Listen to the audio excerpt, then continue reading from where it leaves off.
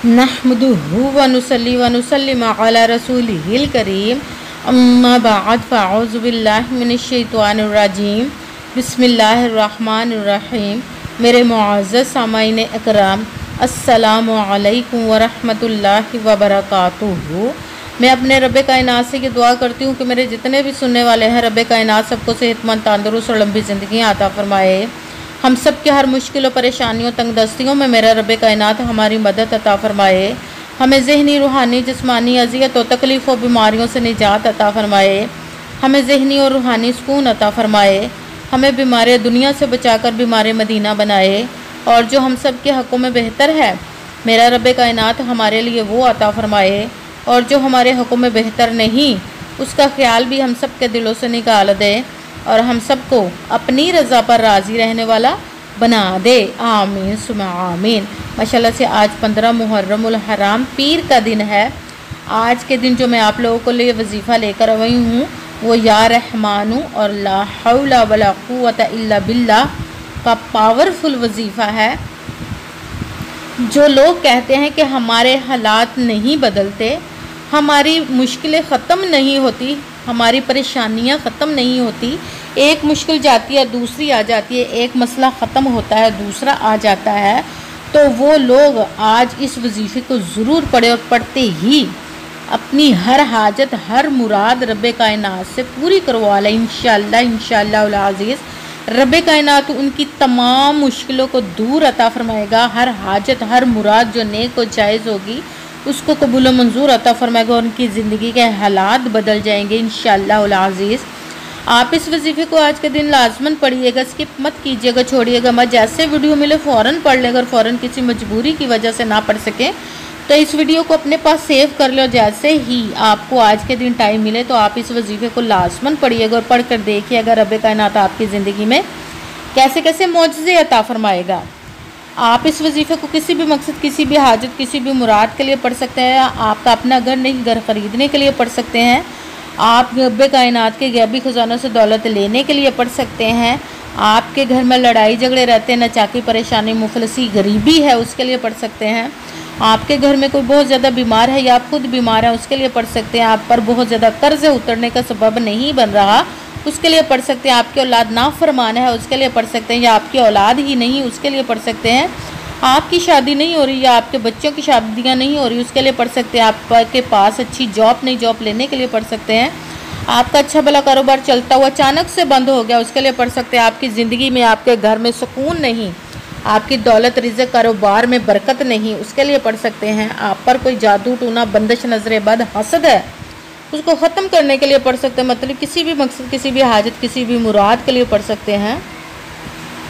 मगर जब पढ़ने लगे तो रब्बे कायनात की ज़ात पाक पर यकीन कामिल रख के पढ़िएगा। कहते कि यकीन कामिल होता है, पीर कामिल नहीं होता। और अच्छी नीयत रख के पढ़िएगा कि रब्बे कायनात कुरान पाक में इरशाद फरमाता है इन्नमल अमालु बिन्नियात, कि जो अमलों का दारोमदार होता है वो नीयतों पर होता है। अगर हमारी नीयत अच्छी है तो हमारा अमल भी अच्छा होता है। अगर हमारी नीयत ही अच्छी नहीं तो हमारा अमल भी अच्छा नहीं होता। चाहे हम जितनी मर्ज़ी मेहनत कर ले, जितनी मर्ज़ी कोशिश कर ले, हमें उसका फल, उसका अजर अच्छा नहीं मिलता। इसलिए अच्छी नीयत रख के, पुख्ता यकीन रख के और 5 वक़्त की नमाज की पाबंदी लाजमी रखिएगा। फिर इस अमल को कीजिएगा और अमल करते वक्त आपके दिलों में, ज़हनों में ऐसा वसवसा नहीं आना चाहिए कि हम ये अमल कर रहे हैं, पता नहीं हमारी मुराद पूरी हो या ना हो। ऐसा हो नहीं सकता कि हम रब्बे कायनात के किसी इसम का वजीफ़ा करें या कलाम पाक का वजीफ़ा करें और हमें कामयाबी ना मिले। ये हमारे ईमान की कमज़ोरी, जिसकी वजह से हमें नाकामी मिलती है।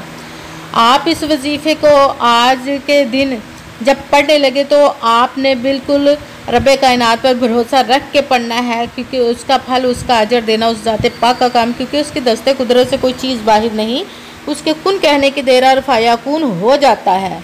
आपने अमल करने के बाद उसके कुन का इंतज़ार करना है। इंशाअल्लाह अज़ीज़ रब्बे कायनात आपकी तकदीर के बंद तालों को खोल देगा, नसीब के सितारों को चमका देगा, आपके हालात बदल जाएंगे, आपकी हर मुश्किल परेशानी दूर हो जाएगी, आपकी हर हाजत, हर मुराद पूरी होगी इंशाअल्लाह। इंशाअल्लाह अज़ीज़ उसके हुक्म से।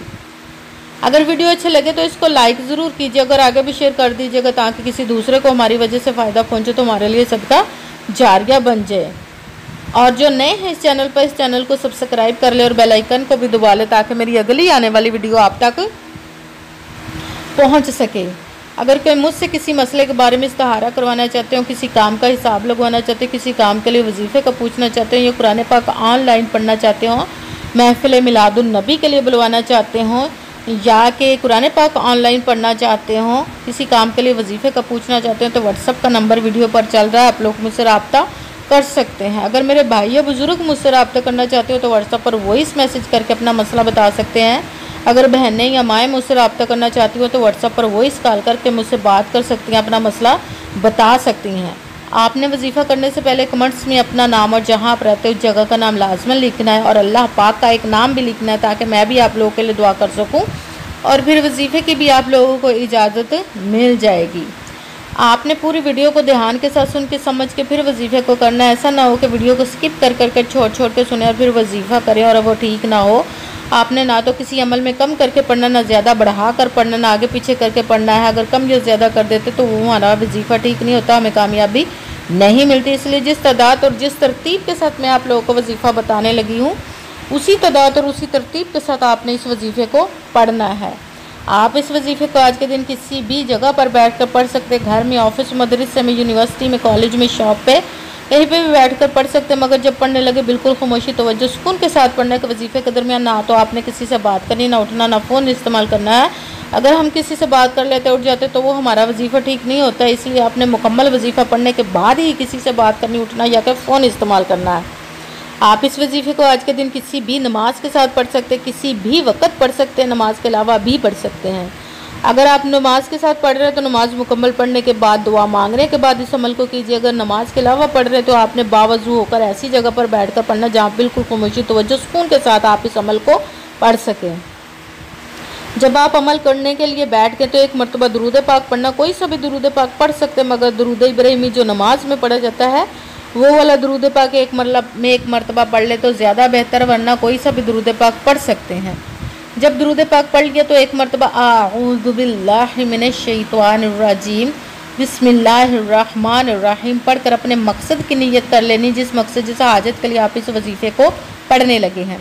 फिर सबसे पहले नंबर पर जो वजीफ़ा पढ़ना है वो कुरान पाक की आयत का वजीफ़ा, ला हौला वला कुव्वता इल्ला बिल्लाह, ला हौला वला कुव्वता इल्ला बिल्लाह, ला हौला वला कुव्वता इल्ला बिल्लाह, ला हौला वला कुव्वता इल्ला बिल्लाह, ला हौला वला कुव्वता इल्ला बिल्लाह। इसको आपने 11 मरतबा 11 टाइम पढ़ना। फिर साथ ही दूसरे नंबर वाला वजीफ़ा रब्बे कायनात की इस मुबारक का वजीफ़ा पढ़ना है, या रहमानू, या रहमानू, या रहमानू, या रहमानू।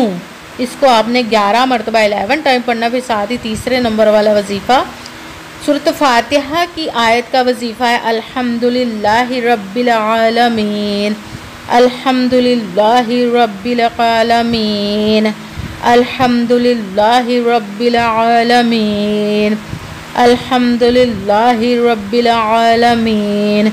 इसको आपने 11 मरतबा 11 टाइम पढ़ना है।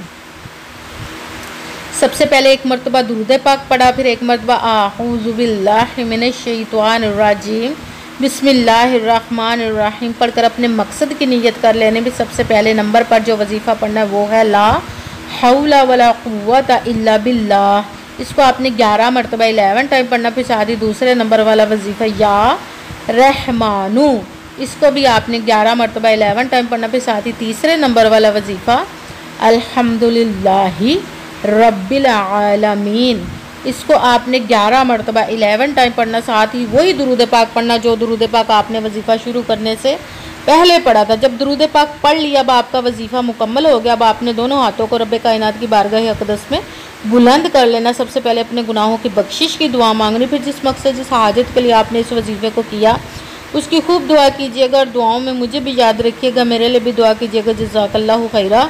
जिस मकसद जिस हाजत के लिए आपने इस वजीफ़े को किया, रब्बे कायनात अपने हुक्म से, अपने प्यारे महबूब के सदका से, अपने कलाम पाक को इसमें मुबारक के सदक़े और इस प्यारे प्यारे माह मुबारक मुहर्रमुल हराम और शहदा करबला के सदक़े आपकी तमाम नेक और जो जायज़ हाजात हैं उन सबको कबूल व मंजूर अता फ़रमाए। आमीन सुम्मा आमीन।